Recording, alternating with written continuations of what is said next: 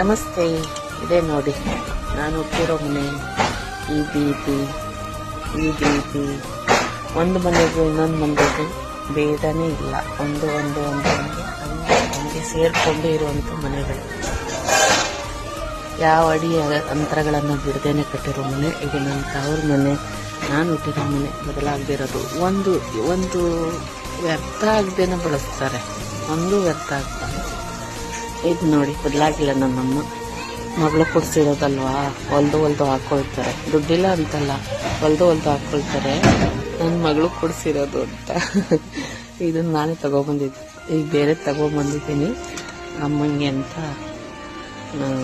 ಅವ್ರು ಹೇಳೇ ಇಲ್ಲ. ಆದರೆ ಈ ಸೂರು ಬೊಗ್ಗೋಗುತ್ತೆ ಹಾಕಲ್ಲ ಅಂತಿದ್ರು. ಈಗ ನನ್ನ ನೆನಪೋಸ್ಕರ ಒಂದು ಗಿಡನೂ ಬಾಡೋದಕ್ಕೆ ಬಿಡಲ್ಲ, ಅಷ್ಟು ಚೆನ್ನಾಗಿ ನೋಡ್ಕೊತಾರೆ. ನಮ್ಮಮ್ಮ ಒಳಗಡೆ ಇದ್ದಾರೆ. ನಮ್ಮಮ್ಮ ಏನ್ ಮಾಡ್ತಿದ್ದಾರೆ ತೋರಿಸ್ತಾರೆ. ಬೆಂಗಳೂರಲ್ಲಿ ನೀರಿನ ಸಮಸ್ಯೆ.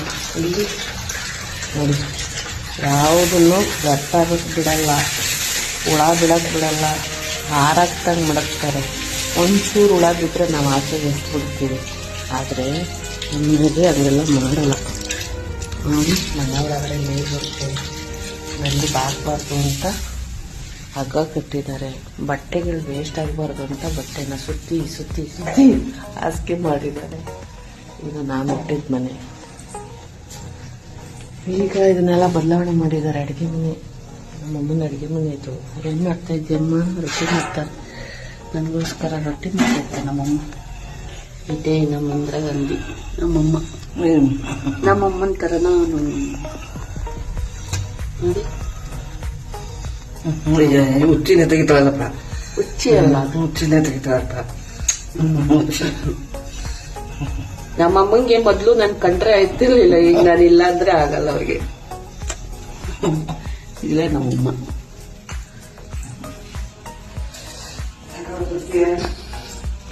ಇದು ಅಂಡೆ ಒಲೆ ಸ್ನಾನಕ್ಕೆ. ಇದೇ ನಮ್ಮ ಒಂದು ಅರಮನೆ. ಎಷ್ಟು ಕೋಟೆ ಕೊಟ್ಟರು ಇಲ್ಲಿ ಬಂದಾಗ ಸಿಗುವಂತ ಆನಂದ, ಖುಷಿ ಎಲ್ಲೂ ಸಿಕ್ಕಲ್ಲ. ಆ ಆನಂದ ಖುಷಿನೂ ಕಿತ್ಕೊಳಕಿದ್ದಾರೆ. ಆದ್ರೆ ಅದನ್ನ ಕಿತ್ಕೊಳಕ್ ನಾನು ಬಿಡಲ್ಲ, ಖುಷಿಯಾಗಿರ್ತೀನಿ. ಅವ್ರದ್ದೆಲ್ಲ ಒಂದೇ ಆಪಾದನೆ, ಎಲ್ಲವನ್ನು ನನಗ್ ಕೊಡ್ತಾರೆ ಅಂತ. ನಾನು ಕೇಳೋದು ಒಂದೇ, ಎಲ್ಲವನ್ನು ಅಂದ್ರೆ ಪ್ರೀತಿ ಎಲ್ಲವನ್ನು ನನಗೆ ಕೊಡ್ಲಿ. ಯಾಕಂದ್ರೆ ಚಿಕ್ಕವಳಿಂದ ಅವರೆಲ್ಲರಿಗೂ ಪ್ರೀತಿ ಕೊಡೋರು, ನನ್ನನ್ನು ಮಾತ್ರ ಹೊಡಿತಿದ್ರು ನಮ್ಮನೆಯಲ್ಲಿ. ಯಾಕಂದ್ರೆ ಅವ್ರಿಗೆ ಓದ್ಬಿಟ್ಟು ನಾನು ಹೇಳ್ತಾ ಇದ್ದೆ, ಅವ್ರಿಗೆ ಸ್ಕೂಲ್ ಕಳಿಸಿದಾಗ ಒಂದು ಜಾಸ್ತಿ ಓದ್ತಾ ಇರ್ಲಿಲ್ಲ. ಆಗ ನಮ್ಮಪ್ಪ ಚೆನ್ನಾಗಿ ಹೊಡಿತಿದ್ರು. ಅದಕ್ಕೆ ನನ್ನ ಮಕ್ಕಳು ಹೊಡಿಸ್ತಾಳೆ ಅಂತ ನಮ್ಮಮ್ಮ ಸಮೇತ ನನ್ನನ್ನ ಹೊಡಿತಾ ಇದ್ರು. ಆ ಪ್ರೀತಿ ಎಲ್ಲ ನನಗ್ ಕೊಡ್ಲಿ, ಮಿಕ್ಕಿದೇನೂ ಬೇಡ. ನಮ್ಮಮ್ಮ ಬದುಕಿರೋರಿಗೆ ಒಳ್ಳೆ ಆರೋಗ್ಯ ಕೊಡ್ಲಿ ದೇವರು. ಇದು ನಾನು ಚಿಕ್ಕವಳಿದ್ದಾಗಿಂದನೂ ಬಳಸ್ತಾ ಇರುವಂತ ಮೊರ, ಅಕ್ಕಿ ಕ್ಲೀನ್ ಮಾಡ್ತೀವಲ್ಲ ಅದು. ಇದು ಇವಾಗೆಲ್ಲ ಇದನ್ನ ಈಗ ಶೀಟ್ ಹಾಕಿರೋದು. ಮೊದಲು ಹೆಂಚಿನ ಮನೆ ಇತ್ತು, ಶೀಟ್ ಹಾಕಿದ್ದಾರೆ. ಇದೇ ಜಾಗದಲ್ಲಿ ನಮ್ಮ ದೇವರುಗಳನ್ನ ಇಟ್ಕೊಂಡು ನಾವು ಪೂಜೆ ಮಾಡ್ತಾ ಇದ್ದಿತ್ತು. ಈಗ ನಮ್ಮಮ್ಮ ಒಬ್ಬರು ದಕ್ಷಿಣೆ ತಗೊಂಡಿದ್ದಾರೆ. ಅದರದ ಮಠದಲ್ಲಿ ದೀಕ್ಷೆ ತಗೊಂಡಿರೋದ್ರಿಂದ ಆ ದೇವರನ್ನು ಆರಾಧಿಸ್ತಾರೆ. ಇರೋದ್ರಲ್ಲಿ ಏನು ಕೊಟ್ಟಿರ್ತಾರೆ ಅದನ್ನ ಆರಾಧಿಸ್ತಾರೆ. ಹೂವನ್ನೇ ಹಾಕ್ಬೇಕು, ಅಲಂಕಾರನೇ ಮಾಡಬೇಕು. ನೋಡಿ, ಯಾರಿಗೂ ಸನ್ಮಾನ ಮಾಡಿರುವಂಥದ್ದು. ಇದು ವ್ಯರ್ಥ ಆಗಬಾರ್ದು, ನೋಡಕ್ ಚೆನ್ನಾಗಿದೆ. ಹಾಕೋತೀನಿ ಅಂತ ಅದಕ್ಕೆ ತಂತಿ ಮಾಡಿ ಹಾಕೊಂಡಿದ್ದಾರೆ. ನಿಮ್ಗೇನು ಗತಿ ಇಲ್ಲ ಅಂತಲ್ಲ, ಯಾವುದೂ ವ್ಯರ್ಥ ಆಗಬಾರ್ದು. ಬಳಕೆ ಆಗೋದನ್ನ ಬಳಕೆ ಮಾಡೋಣ.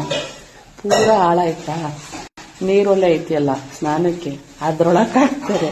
ಪ್ಲಾಸ್ಟಿಕ್ ಇದ್ರೆ ಪ್ಲಾಸ್ಟಿಕ್ ಅವನಿಗೆ ಮಾರಾಕ್ತಾರೆ. ಒಂದು ಉಲ್ಕಡ್ಡಿನೂ ವ್ಯರ್ಥ ಆಗ್ದಂಗೆ ಬಳಸುವಂತ ಅತ್ಯಂತ ಬುದ್ಧಿಶಾಲಿ ಅಂದ್ರೆ ನಮ್ಮಮ್ಮನೇ.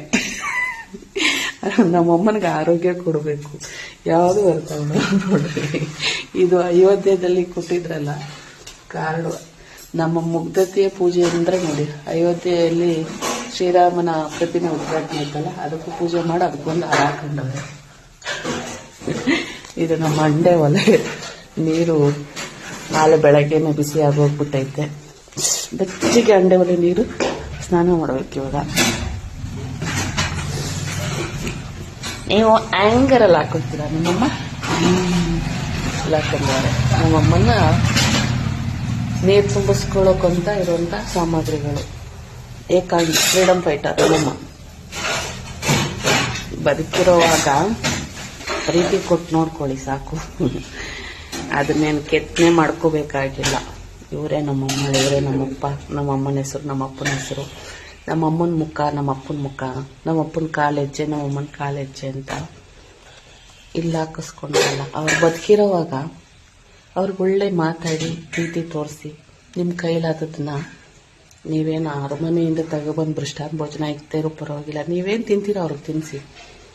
ಅವ್ರಿಗಷ್ಟೇ ಸಾಕು. ಅವ್ರೇನಾದರೂ ಹೇಳ್ತಿರ್ತಾರ, ವಯಸ್ಸಾದ್ಮೇಲೆ ತಂದೆ ತಾಯಿ ಮಕ್ಕಳ ಥರ ಆಗಿರ್ತಾರೆ. ಕೇಳಿ, ನೀವು ಚಿಕ್ಕವರಿದ್ದಾಗ ತೊದಲು ಮಾತಲ್ಲಿ ಒಂದು ರಾಶಿ ಹೇಳ್ತಿರ್ತಿರಲ್ಲ ದೂರುಗಳನ್ನ, ಅದನ್ನೆಲ್ಲ ಎಷ್ಟು ತಾಳ್ಮೆಯಿಂದ ಅದನ್ನ ಎಷ್ಟು ಆನಂದದಿಂದ ಕೇಳ್ತಿರ್ತಾರೆ. ನೀವೊಂದು ಸ್ವಲ್ಪ ರಾತ್ರಿ ಹೊತ್ತು ಬೆಚ್ಚಬಿದ್ರೆ ಇಡೀ ದೇವತೆಗಳಿಗೆ ಅರಕೆ ಕಟ್ಟಿ ವಿಭೂತಿ ಇಕ್ಕಿ ಹಣೆಗೆ ಕುಂಕುಮ ಇಟ್ಟು ಬೆಚ್ಚಗೆ ನೀರು ಹೊಡೆದ್ಬಿಟ್ಟು ಅಯ್ಯೋ ನನ್ನ ಮಗು ಎದ್ರಕೊಂಡೈತೆ ಅಂತ ಬೆಳಗಾಯಿತು ಅಂದರೆ ಅಂತರಾಕ್ಷ ಕರ್ಕೊಂಡು ಹೋಗ್ತಾರೆ. ವಯಸ್ಸಾದ್ಮೇಲೆ ಮೈಕೈ ನೋವಿರುತ್ತೆ, ಕಂದ್ರಿಸ್ತಾರೆ. ಅದನ್ನೆಲ್ಲ ನೀವು ದೂರಬಾರ್ದು. ನನ್ನ ತಾಯಿ ಒಂದೇ ಸಮಸ್ಯೆ ಅಲ್ಲ, ಅದು ಇಡೀ ಜಗತ್ತಲ್ಲಿ ತುಂಬಿ ತುಳುಕ್ತಾ ಇದೆ ಆ ಥರದ ಸಮಸ್ಯೆಗಳು. ಅವ್ರಿಗೆಲ್ಲ ನೋವಾಗ್ಬಿಡುತ್ತೆ, ಹೇಳ್ಕೊಂಡ್ಬಿಟ್ರೆ ನೋವಾಗ್ಬಿಡುತ್ತೆ.